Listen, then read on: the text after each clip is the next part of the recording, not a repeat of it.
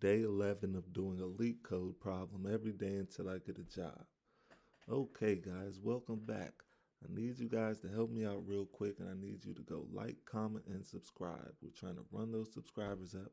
I'm trying to get to 1,000 subscribers, and I need you guys' help to help me do that. So it is appreciated. Now let's see what we have here today. We have question number 20, titled Valid Parentheses. The difficulty level is easy, so you know what that means. We're going to keep it simple, quick and simple. You know what I'm saying? Ain't nothing to it but to do it. So let's do it. Let's see what the question says. It says, given a string S containing just the characters open parentheses, close parentheses, open bracket, close bracket, open array bracket, and closed an array bracket, determine if the input string is valid. An input string is valid if open brackets must be closed by the same bracket. Open brackets must be closed in the correct order, and every closed bracket has a corresponding open bracket of the same type. So let's see what that means in the examples. Because a lot of these questions, they're hard to understand. But the examples, they'll help it make sense. It says input S equals close open parentheses, close parentheses, excuse me. Then the output is true. Then so that's because parentheses, they go together. You know what I'm saying? When you have open parentheses, you need to close it with a closed parentheses. It's just how that's regular English and computer programming languages. Nothing new to all my English speakers. If you're not English speaking, then maybe this might be a little new to you. So let's look at example 2 so to make it a little bit more clear. It says input S equals open parentheses, close parentheses, open array brackets, close array brackets, open brackets, close brackets. And the output is true. That's because all of these brackets and parentheses are in correct order. For parentheses, you have to open the parentheses and close the parentheses. For the array bracket, you have to open the array bracket and then close the array bracket. For the regular brackets, you have to open the bracket, then close the bracket. That's why the output is true, because these are valid parentheses or valid brackets. So let's look at example 3 as an example of how it can go wrong. Input S is equal to open parentheses, closed array bracket.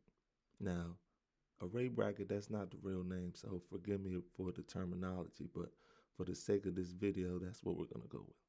But the output is false because you do not close a parentheses with an array bracket. You close a parentheses with another parentheses, a closed parentheses. You see, like in example 1, whereas this is 2 different brackets, they don't match, so the output will be false. So let's figure out how we're going to do that. The first thing we can do is we can create a guard statement that says s.count mod 2. So that's the remainder of s.count divided by 2. That's going to give us the remainder, and we want that to be equal to 0 because that means that there are an even amount of elements in the array, right? And if there was an odd amount of elements in the array, that would mean either one bracket is not opened or one bracket is not closed, because you need 2 elements in the array for open and closed brackets. So that lets us know that for the bracket or the parentheses to be valid, it's going to need to be an even number of elements in the array. So we could ensure that and make sure that's true by making this guard statement. And then we're going to say else, return false. So if there's an odd number of elements in the array, we're going to return false right off the bat. Now, what if there's even numbers in the array, but the brackets or the parentheses aren't valid? That's what we're going to handle here. So to do that, what we're going to do is we're going to say for char ns, for character char,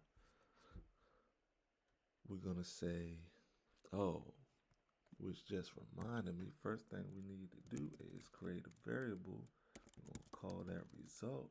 We're going to cast that as an array characters. We're going to initialize it with a blank array. Then we're going to come down here, trying to think how I'm going to, we're going to do a switch statement. So we're going to say switch char. Then we're going to come down here, we're going to say case. So if it's a open parentheses, then we're going to result.append close parentheses, right? And we're going to copy and paste this. Well, actually, no, I like to type this out just to help with my learning and my memorization and repetitions, so you gotta get your reps in, man. You gotta get your reps in. So what we're gonna do is we're gonna say case open bracket, and we'll say result.append close bracket. Then we'll come down here one more time, we'll say case open array bracket. We'll come over here and we'll say result.append the close array bracket. Then we're going to come down here and we're going to say default if result dot is empty, or that's what these lines mean, those double lines right there mean, or result dot remove last is not equal to char. Then guess what we're going to do? You guessed it, we're going to return false. So boom, boom. That's right there. That logic right there will get us right. Should get us far. So hold on. But last, but certainly not least, is we have to return result dot is empty. So let's see if this works. It should work. Fingers crossed. Let's see. Ooh, and we have an error. Ooh, we need equal white space on both sides of the equal sign. If not, you'll get an error like that. And it was accepted. Let's see what the cases are. True, true. Boom. Let's see what case 2 says. True, true. Because the parentheses, look, it's the same as the examples. What case 3 say? Yep, same as the examples. And we return false. So let's submit it and see what we looking like on the other side. Ooh, beats 48.25 users of Swift. It's all right. Could be better, but that's not bad. And there we go. I'll see you guys and talk to you guys tomorrow.